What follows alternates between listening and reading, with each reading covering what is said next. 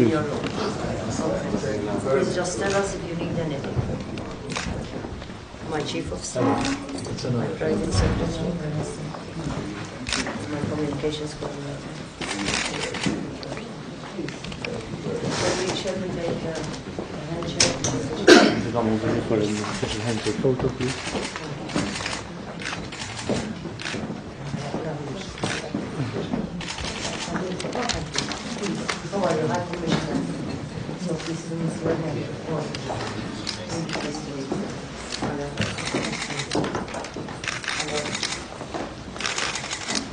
Good morning. Good morning. Good morning. This will not be the transaction.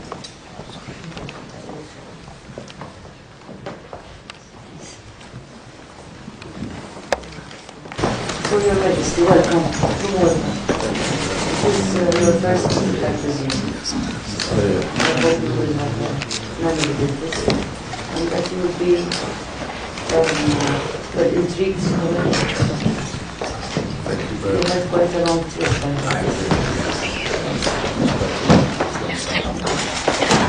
The tip of that we can start. Okay, so that was definitely. The whole of Africa. Thank you very much for this invitation, actually. Just when you hosted us. And then I said, I hope you visit Malta. I didn't know it was going to be so early for you. When I received the invitation, I thought I was out of Ghana. And I said, Malta. Excellency said I should visit. So whatever it is, I will do it. Your invitation. Wonderful. I will very pleased for you. And we are very much looking forward to find a collaboration with your community. Because I think it is very important for connection. We need to we believe that Ghana is a country of opportunity, a country that we can collaborate with. So we are looking forward really to find further collaboration, constructive collaboration, sustainable collaborations together for the benefit of both our peoples.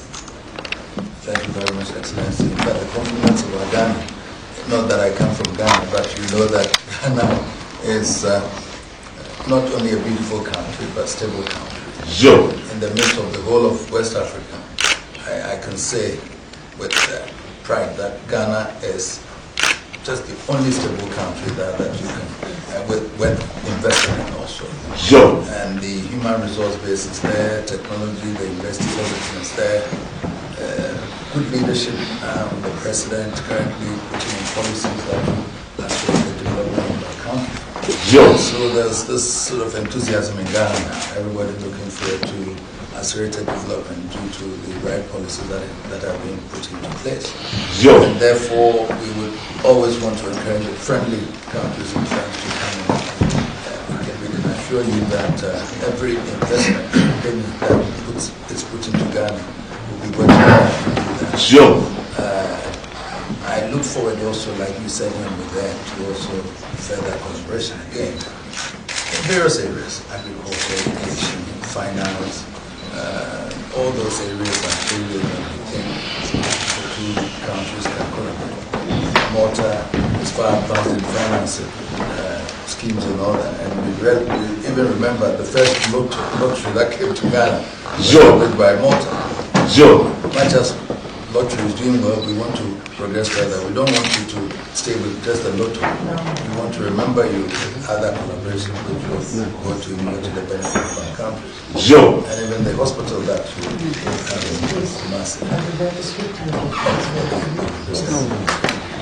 Well, Your Majesty, we believe that there is much scope for us to explore all possibilities for potential collaboration. We believe in Ghana, we believe in the Ghanaians.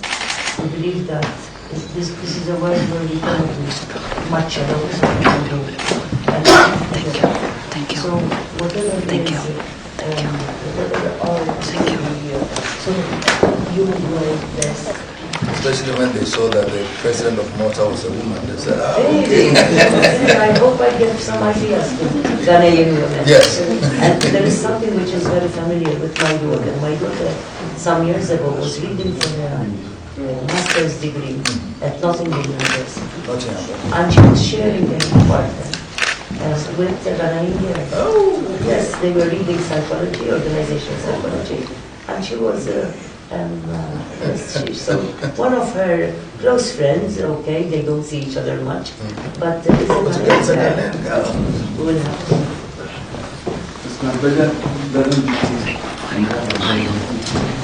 A few gifts as a memento for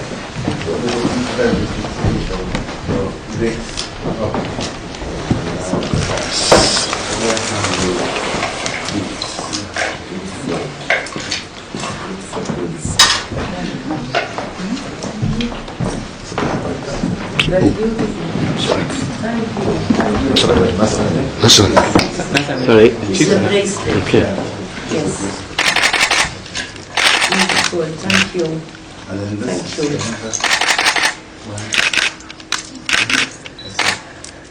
Thank you. How beautiful they are. Thank you so much. Thank you. Now your High Commissioner will tell you when I wear them. And these are necklaces to do. The earrings as well. Thank you. Thank you. So beautiful. I'm not done. Oh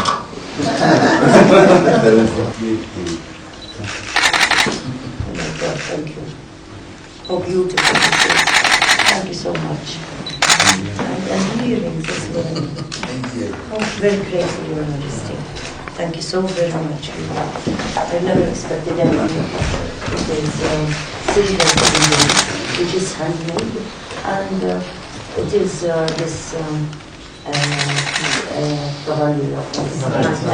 knight of Malta, which is very symbolic. You know, the Knights of Malta of the Order of St. John and everything. So this is a knight, which is handmade in silver. Thank you. And finally, Excellency, this is the book of the King's Testimony has explained the regalia that is so wonderful. I'd love to look at, because it was such a memorable occasion, really. Thank you. And it has the King's Yes. own. Thank you. I will treasure everything. Thank you so much. Thank you. Thank you. Yes, thank you. Your Majesty, thank you for the help. Thank you for the same very nice.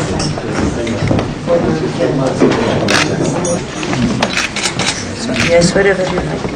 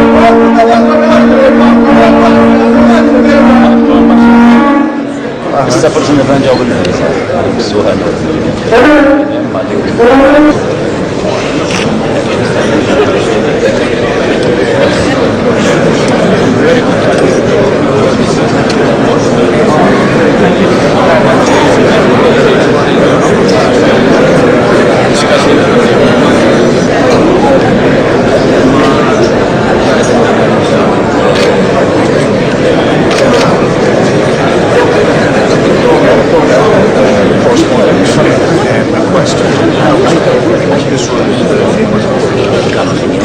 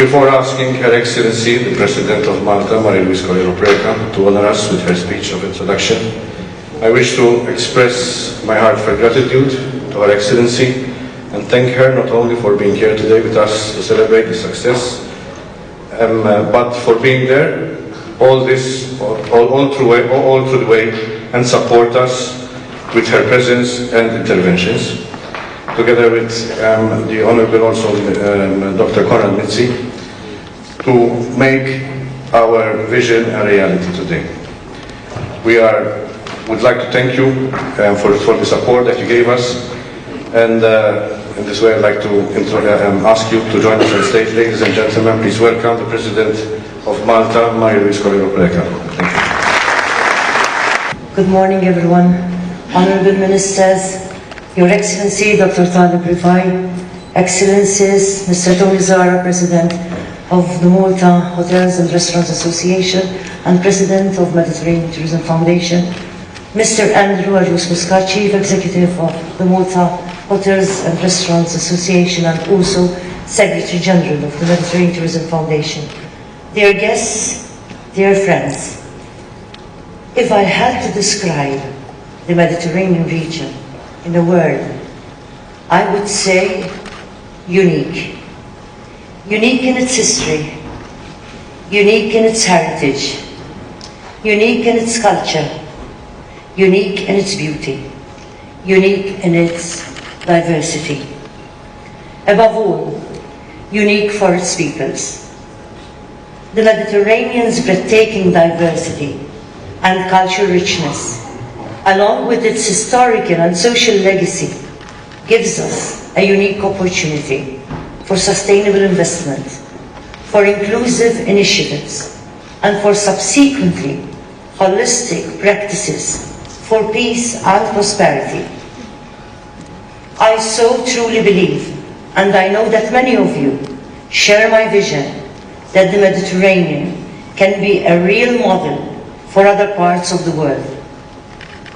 I am proud to say that Malta, through the Mediterranean Tourism Foundation, the United Nations World Tourism Organization, the Union for the Mediterranean, and other stakeholders are working hard to make this vision a reality.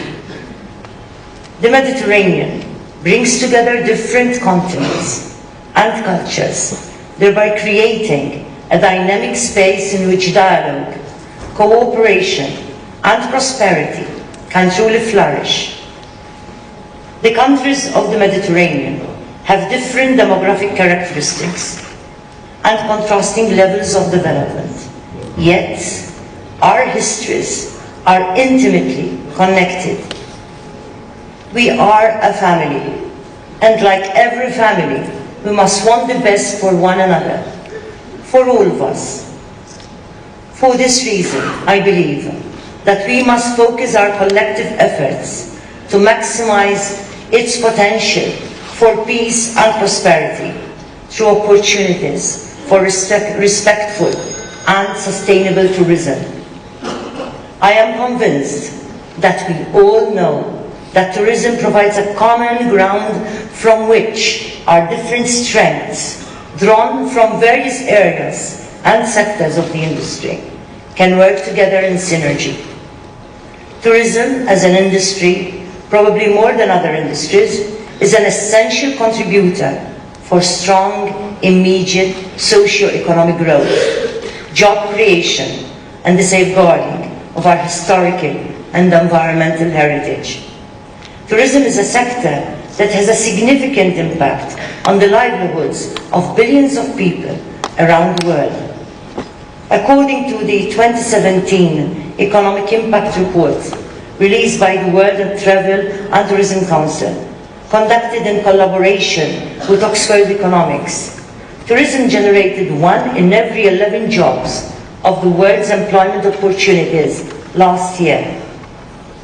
This translates to a total of 292 million jobs. The tourism sector also grew by 3.3% in 2017 and has outpaced the global economy for the 6th year in a row. The report also notes that travel, tourism and hospitality generated 10.2% of the global GDP when the direct, indirect and induced impacts of the sector are all taken into account. Tourism is inherently flexible. Tourism is also inherently linked to diplomacy and hence can be an ideal driver for the promotion of peace through diverse strategies and initiatives which take place across the cultural, educational, entertainment and sports sectors, to mention a few.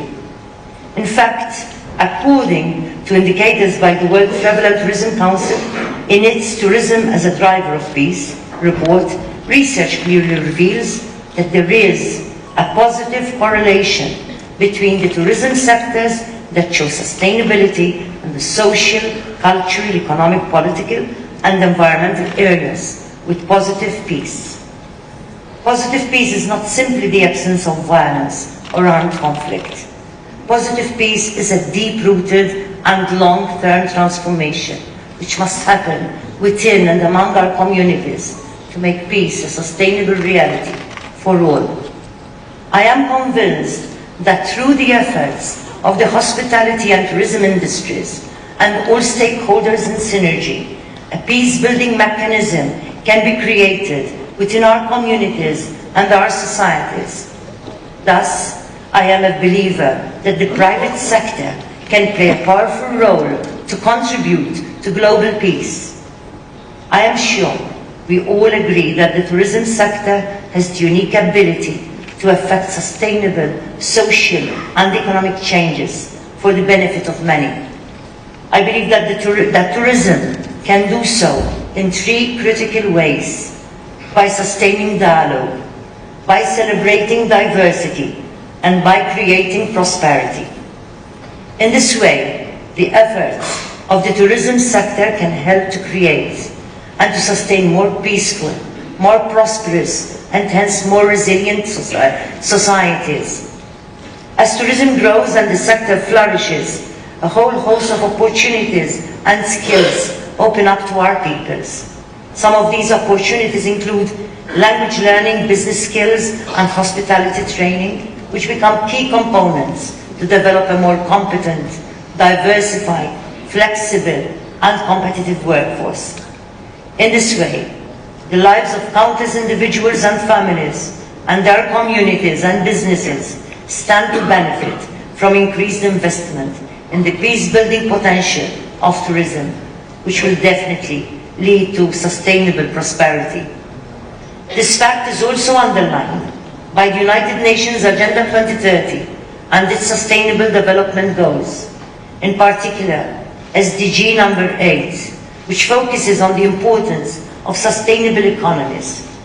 SDG 8, Target 9, goes into more detail, whereby it states that by 2030 we must devise and implement policies that promote sustainable tourism while also creating jobs and promoting local culture and products.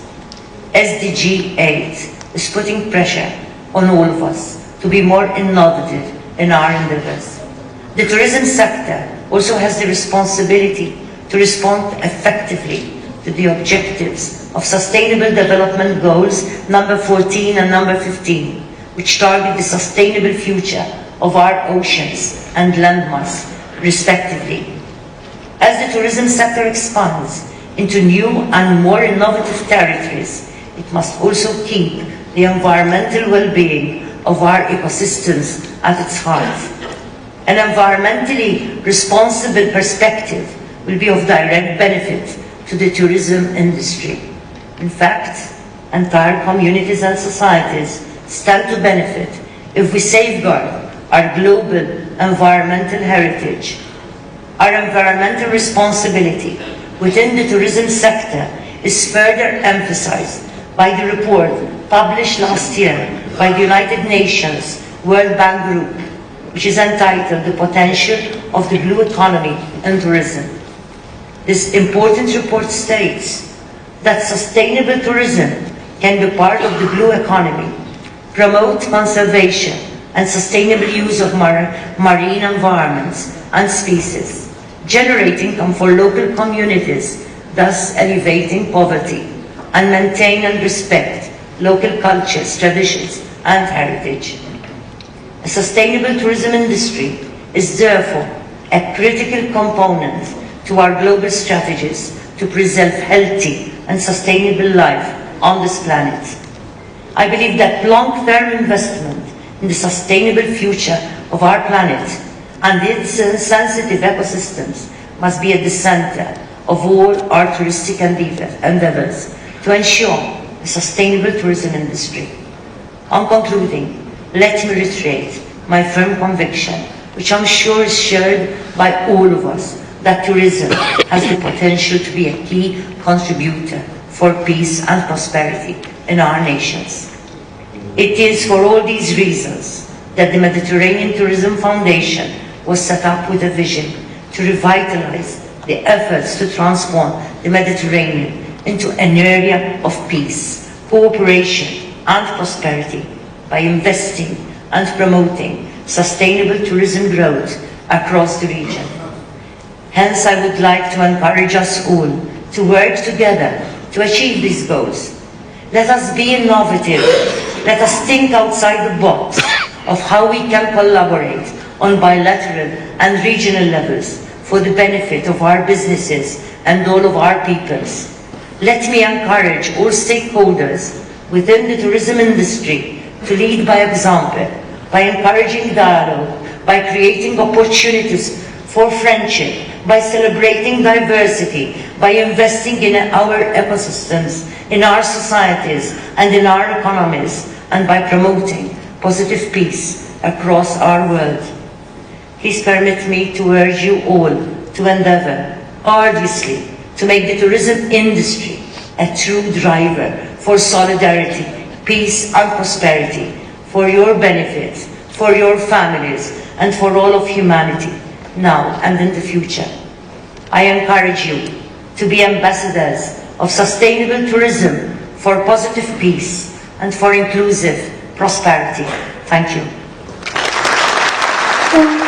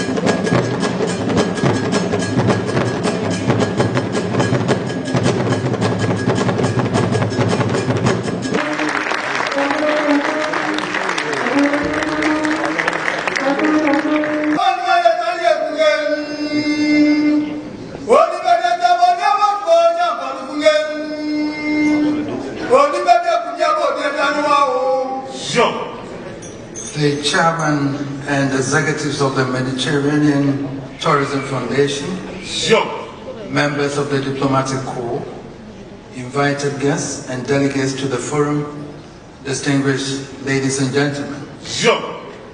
I bring you very sincere greetings from the President of Ghana, His Excellency Nana Addo Dankwa Akufo-Addo, and his government. The government and people of Ghana are really proud that for your President's first official visit to Africa, south of the Sahara, she chose to visit Ghana, and that subsequently, the government of Malta has decided to open a resident high commission in Ghana. The chiefs and people of Asante also extend to the President and the people of Malta their warmest sentiments. They still recall with fond memories the President's recent short visit to Kumasi, the kingdom's capital. They are looking forward to a longer visit where they can show her and her husband, Mr. Edgar Preka, more of the Ashanti Kingdom and other parts of Ghana. I thank Madam President for inviting me to your beautiful island country, Malta, to participate in the 5th Forum of the Mediterranean Tourism Foundation as a special guest. I appreciate the elaborate preparations that the executives of the foundation have made to receive my big delegation and me. I acknowledge it as a great honor, not only for me as an individual, but also for my country, Ghana, and the Ashanti Kingdom. The theme for this 5th Forum, Mediterranean Blues, Beautiful Life Unites Everyone, resonates with me. In particular, I find the second part of the theme very intriguing. On a romantic island like Malta, beautiful life can mean many things. I do not know what Her Excellency and her team have in mind, so I will tell you how we define beautiful life. A beautiful life is a situation in which people of the kingdom, male and female, young and old, Ashanti and non-Ashanti, have the opportunity to engage in productive ventures which sustain them, enable them to provide for their dependents, and also contribute to the development of their communities as responsible citizens. Such a life engenders in the people self-confidence, encourages creativity, innovation, and continual growth of the society. This has always been my desire for the people that I rule, and I believe that the Ashanti Kingdom already has much of the resources that are needed to achieve it. To start with, everything about the kingdom's history is potentially a product for the tourism industry. Let me give you a short history to explain what I mean. The Ashanti Kingdom is now a part of the Republic of Ghana. Before the era of colonialism, it was an independent kingdom. Like the various ethnic groups that now constitute Ghana, Ashanti society has always been organized around chiefs. The bigger the community and responsibility of the chief, the higher his status. Usually, a paramount chief is the highest because he is the ruler of a group of chiefs within a state.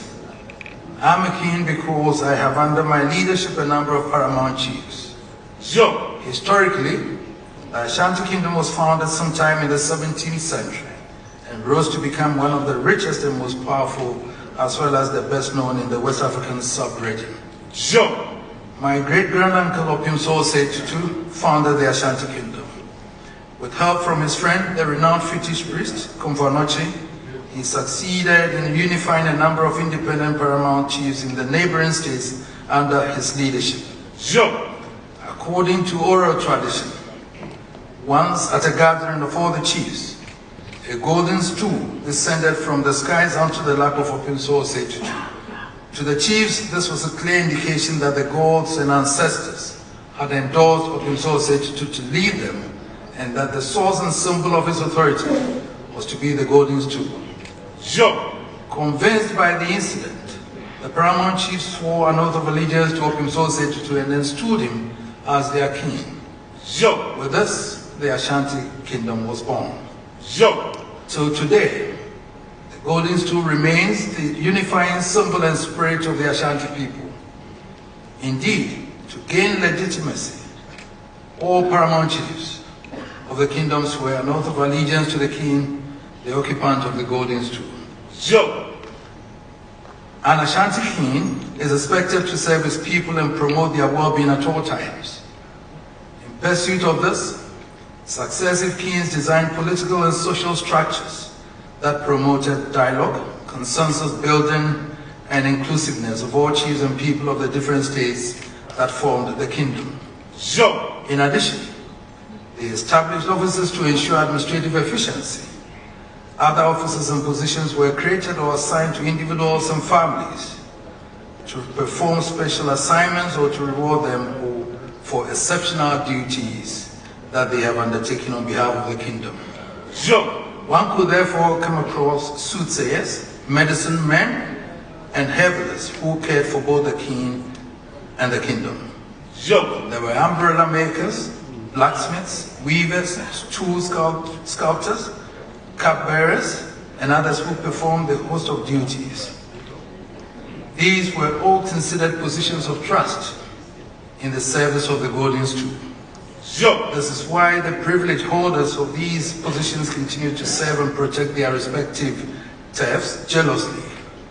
Those we see here come from families who have performed these duties for centuries. The atmosphere of peace and security in the kingdom is encouraged within the community. Economic activities like farming, trading, gold mining, and goldsmithing, hunting, weaving, and pottery making. The growing wealth of the kingdom attracted traders and visitors from different states in the immediate neighborhoods and other parts of the sub-region who brought in their products in exchange of what the kingdom had to offer. The synergies that derived from the traders contributed to the vibrancy of the Ashanti society as it is today. As I've said, Ashanti became rich because of his economic activities, but she derived her fame from the wars she waged. The Ashanti Kingdom is organized as a war machinery. All able-bodied men are considered military reserves. Ashantis respect bravery and honor the exploits of those who distinguish themselves in battles with enviable titles.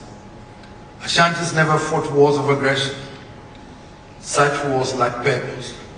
But we fought wars for territorial expansion, to gain more land and other resources for use by the people.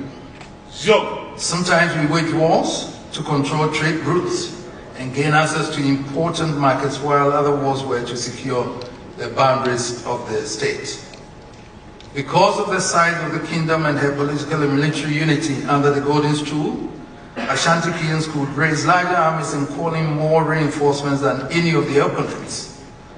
At the height of her power, no army could stand the might of the Ashanti army. At that point, Ashanti kingdom controlled more than half of what is present-day Ghana and even beyond. Today, the Ashanti Kingdom is a traditional area in the Republic of Ghana in West Africa. Ashanti, like the rest of Ghana, is engaged in wars on many fronts. For example, we are fighting against illiteracy, poverty, diseases, and unemployment. These are the problems that often cause insecurity in society. This is why I'm committed to fighting a different type of war in the 21st century. A war on development. Tourism offers a great opportunity to promote sustained development, and I intend to find credible partners to work at it in Ghana. Distinguished ladies and gentlemen,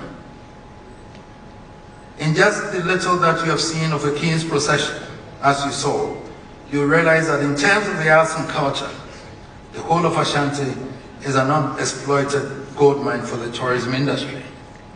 In addition, currently, the kingdom covers an area of 24,389 square kilometers, which is over 10.2% of the total land area of Ghana. It has huge reserves of rainforests which can support different types of farming, as well as ecotourism and the timber and logging industry. A very large percentage of Ghana's premium cocoa is grown in Asante. Further, Asante is the site of important gold mines in addition to huge deposits of bauxite which are waiting to be mined. Asante Kingdom is a center of arts and culture with many pre- and post-colonial records that will be the envy of many archives and libraries. The region currently hosts the offices of the National Cultural Center and the National House of Chiefs. There are traditional industries for weaving, bead making, and poetry whose products are for both local consumption and export. One of the unique selling points is that Ghana is the most peaceful, stable, democratic state in West Africa. Besides, it is centrally located, making it a natural gateway to over 350 million strong West African markets. Its rich variety of fauna and the over 500 kilometers stretch of coastline makes it unique. Ghana also boasts of centuries-old castles and forts, some of which have been declared by UNESCO as World Heritage Sites. Further, the country has attractive cultural festivals all year round and very warm and friendly people. Clearly, all these attributes give Ghana an edge in the tourism offering in West Africa. What we need is investment to develop and package these different resources and the arts and culture into attractive products for the global tourism industry. To do this successfully, there will be the need for infrastructure in terms of hotels and restaurants, schools for education and training of personnel, road and air transportation, hospitals and clinics, in addition to the use of aggressive marketing strategies. To cap it all, the resources mentioned is the availability of a large pool of well-educated, young and vibrant workforce to support every worthwhile program and project. We are already seeking investors worldwide and we are ready to engage productively with Malta.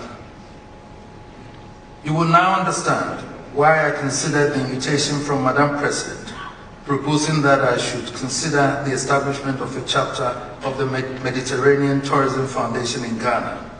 Ultimately, to cater for the whole West African sub-region very timely.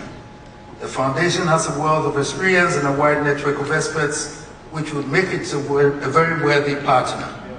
The synergy of our effort will prove to be mutually beneficial to our respective countries. Above all, the ideas of peace, dialogue, and development that the foundation promotes are causes that I am committed to. I've read the background information that you sent me carefully, and I must admit that I'm highly impressed by the ground that you have covered in just 4 years. Topics that have been discussed at this year's forum, such as energy conservation, environmental sustainability, quality of human resource within the industry, technology, issues with funding, all point to the direction that the tourism industry should be taking now in order to get into a successful future. Obviously, a partnership with you will help us to move in the right direction from the onset. The executives of the Tourism Foundation, having considered all this, I wish to thank you once again for asking me to initiate the establishment of a chapter of your foundation in Ghana, ultimately to cover the whole of West Africa. I'm deeply honored to accept the invitation. From here, let us constitute a technical team comprising members of our respective sites to work out the form that the West Africa chapter of the foundation should take to enable us to sign a memorandum of understanding in the months ahead. To conclude, ladies and gentlemen, I wish to recognize the many people who have worked very hard to make my trip to Malta and the forum a success. May the Almighty bless all of us. Thank you. Thank you very much, Your Royal Majesty Otumfo Osei Tutu, King Asante, King of Ghana. Your Majesty would like to present our President of the Mediterranean Tourism Foundation, Mr. Tony Zara, with a gift then of the Mediterranean Tourism Foundation from His Royal Majesty Otumfo Osei Tutu II, Asante King Ghana. This is called a genie Asante, the ultimate of all designs. Wow. It's called a genie Asante. May we have the liberty to adorn Mr. President with this and make him king, a chief pro tempore. Very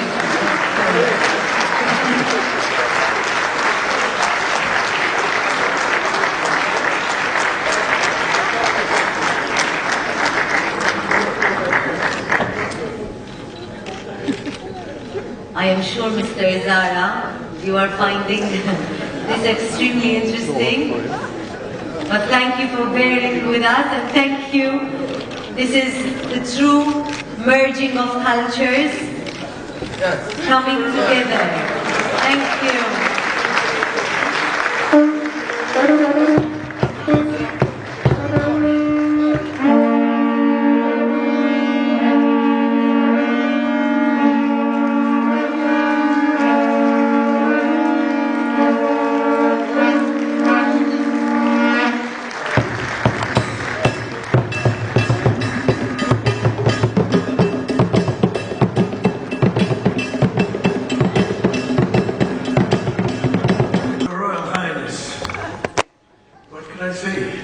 What a wonderful gift.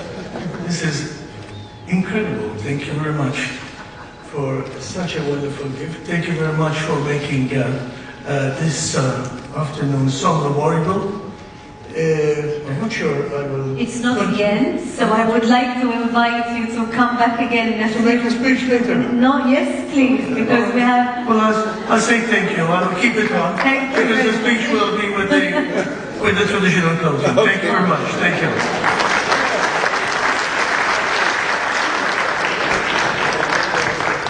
Thank you very much. Well, that certainly got every mobile in the room going. It was spectacular, and for us, truly memorable to witness such a unique cultural exposition of what we have seen today. All the way from Ghana to Malta, this is indeed a true honor and a pleasure. So thank you all for coming and giving us such a unique and memorable experience. Thank you.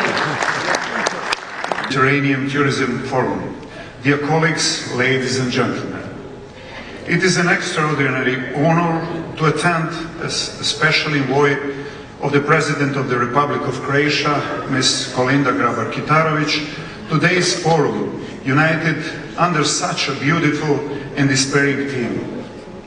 The Mediterranean beautiful life unites everyone, and pass on the messages and warm regard of Madam President to the distinguished guests and participants of this forum. The Mediterranean area, for centuries, even millennia, attracts people with a historical and cultural heritage. In addition, the geographic position and the pleasant climate, as well as the enogastro offer, create together an extraordinary potential, making it one of the most desirable tourism regional in the world. It is therefore no wonder that tourists from all over the globe wish to, at least once in their lifetime, visit the Mediterranean region. The number confirmed it. Close to 1/3 of international tourism were registered last year in this region with 342 million arrivals. Tourism is one of the fastest growing economic activities in the European Union. It is an important economic sector for our economics and our people, resulting in 247 billion euros in earning, representing 12% of total export and employing over 3 million people. The forecast for 2018 predict even further growth. Being a horizontal sector, tourism often serves as a tool for the faster development of other sectors of economy and society, with huge impact on growth, development and job creation. Hence, tourism is rightly viewed as economic engine and one of the pillars of sustainable development. However, we also have to be aware that European tourism today is facing ever great challenges from political, economical to ecological. On behalf of Government of the Republic of Croatia, with the support of President of the Republic of Croatia, Ms. Kolinda Grabar-Kitarović, I have initiated the establishment of a single European fund and the working group for tourism within the institution of the European Union. It will enable easier use of the European fund both for tourism investment and for financing of sustainable development of tourism. Especially, it will be made easier the possibility of funding projects for raising the quality of hotel accommodation, reducing the impact of climate change, education, and for other areas important for future development of European tourism. This initiative is a good example of our possible joint action in the field of tourism. We should work together also on the other common goals, such as the preservation of our natural and cultural heritage of the region as its main attractors. The Mediterranean region has a chance to become a leading green tourism destination and an example of functioning intercultural dialogue, not only for tourists, but for its residents as well. We should make best use of new opportunity using smart and innovative approaches. To achieve this, we need people, our citizens, as they are not only service providers, but also very important storytellers, promoters of our history and values. When we include them more actively, more intensely, the quality of employment might increase and economic leakages too often present in tourism would hopefully decrease. Tourism and hospitality in general is about being a good host, welcoming guests to your country, your town or village, your home. One of the factors the tourism sector would not have been so successful is the contribution of women. They play an important role in tourism thanks to their vision, innovation and extraordinary dedication that gives tourism added value and at the same time introduced a factor of peace and stability in these turbulent times. On the other hand, tourism enabled many women to enter the world of work, became entrepreneurs, sometimes to gain for the first time their economic independence. Tourism is an excellent vehicle for promoting peace. The United Nations in 1976, which was also proclaimed as the Year of Tourism, pointed out to tourism as the tourism passport. We could easily add the promoter of stability and democratic values. When people meet people, when people know each other, it's easier to make friends and foster close relations. And peace is what we need today. It is our task to transfer this value to our future generation. Thank you for this invitation, Madam President, Malta, recognizing the importance and the ambition of a woman in the modern politics to foster positive changes in building a better world, ensuring more stability in this beautiful region. I am glad we have a Gatorade here in such a large number, and I wish all of us successful and quality works in this forum, with the aim of achieving even better cooperation and ensuring common prosperity. Thanks, and I hope so. Everybody is difficult, but somebody is coming also in Croatia. Thank you. Ladies and gentlemen and colleagues, a clean marine and coastal environment is not a nice to have. It is a must have if we want tourism to thrive.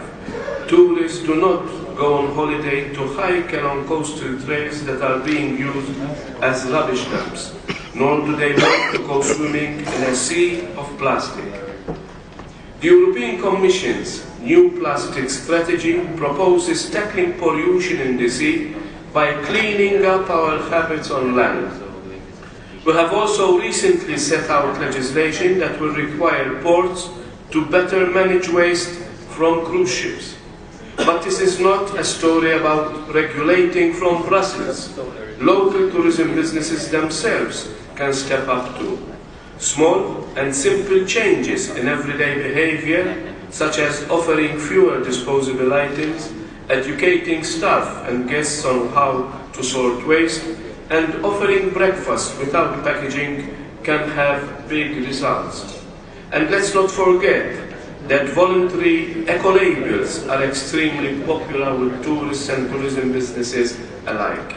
They allow holiday makers to travel safe in the knowledge that they are not harming the environment, and they allow businesses to showcase their eco-friendly credentials.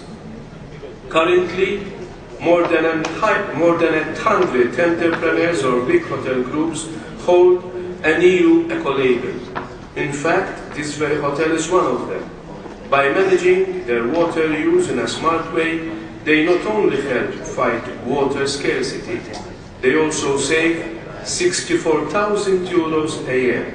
In short, a true win-win all round. These are the success stories we need to build on.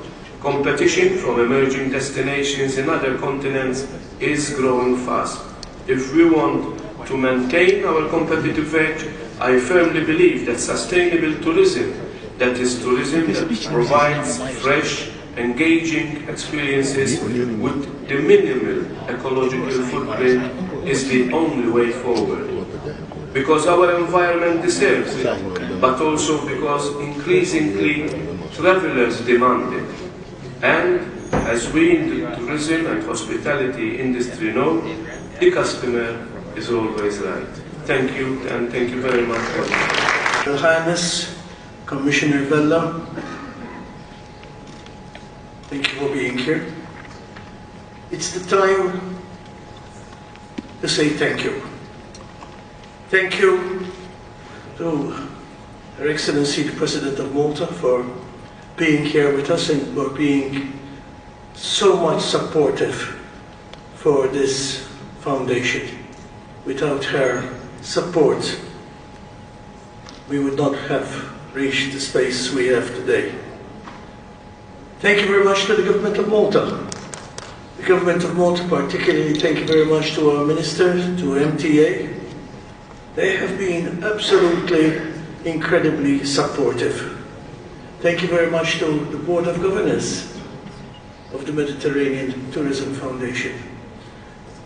And whilst I'm talking about the Board of Governors, I'd like to extend our sincere condolences to one of our Board of Governors, Dr. Haddad from Tunisia, who has lost a relation in the last 48 hours.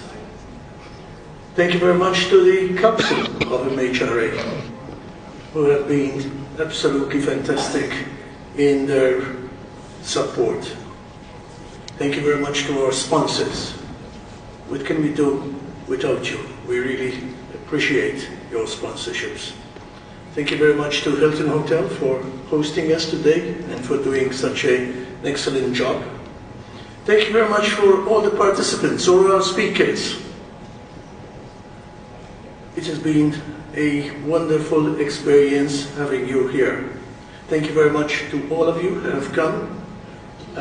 Without your participation, we can't have a forum of this magnitude and of this success. But, and here's the but, we have to thank especially our Secretary General, Andrew Muscat, and his fabulous team, who have worked so hard over the last couple of months to make this such a big success. And I ask you to please give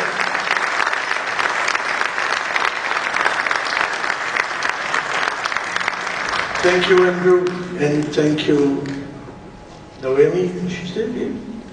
No? Yes? For allowing Andrew to be with us for so long all the time. Thank you very much. Thank you. We really appreciate that. Blue. Beautiful life unites everyone. What a wonderful idea. It really does unite everyone. And as I was sitting here, I was thinking about the tourism in particular and how it unites everybody, and the percolation. You know, Dr. Vella and myself are of the age that we remember the start of the tourism industry. And having your Majesty here, we'd like to share with you our experiences. If I may include you with me, Dr. Villa. I'm not sure whether you're the oldest or I'm the oldest, but let's say we're of a similar age. Malta started its tourism industry about 50 years ago, with very small beginnings, tiny beginnings. You know, and at the time, there were lots of people who made fun of the people that were in tourism. Well, you know, you're going to get 100,000 people. Because when it started out, it started with arrivals of 40,000 in a year. In a year.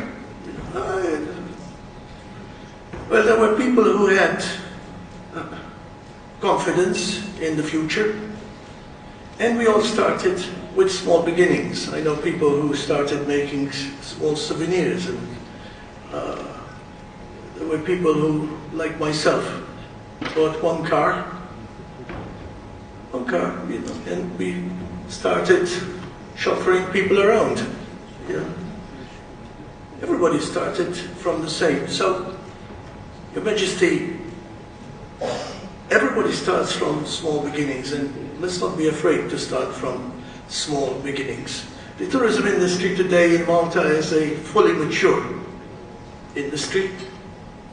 In fact, I won't read the numbers, but the next magic that we have to do is to get our people here to go abroad, and Your Majesty's presence here will hopefully inspire some of our investors and some of you people that are here to go to Ghana and to actually start investing in Ghana, because it has a lot of potentiality there. Moving forward from here, I think it's all about sustainability. This industry must recognize that to remain here, we must remain sustainable. In fact, one of our special places, the Tarsian Hypogeum, to keep it sustainable, we actually had to limit the number of people that visit the place. You know, it's limited to 10 or 12 people per hour. Otherwise, the place would have disappeared. So, sustainability is not only the temple, sustainability is the ability to the land to take the numbers that come. You know, so, sustainability is the way we need to move forward.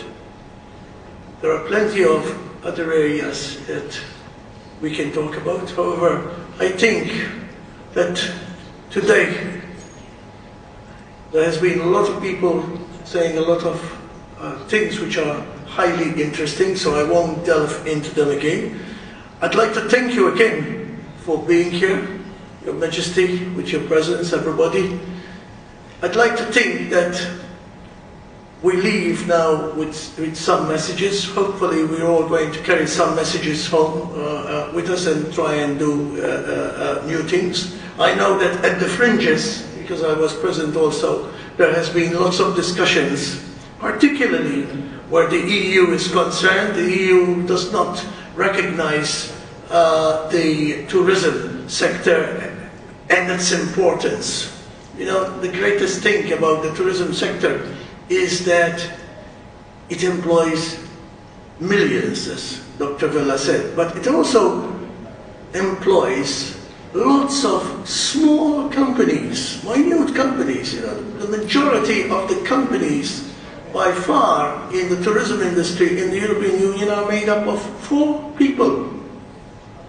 So it drives those people forward. It's not the huge companies that make the tourism industry. So the EU were a subject that we had at the fringes here in order to try and have a DG for tourism.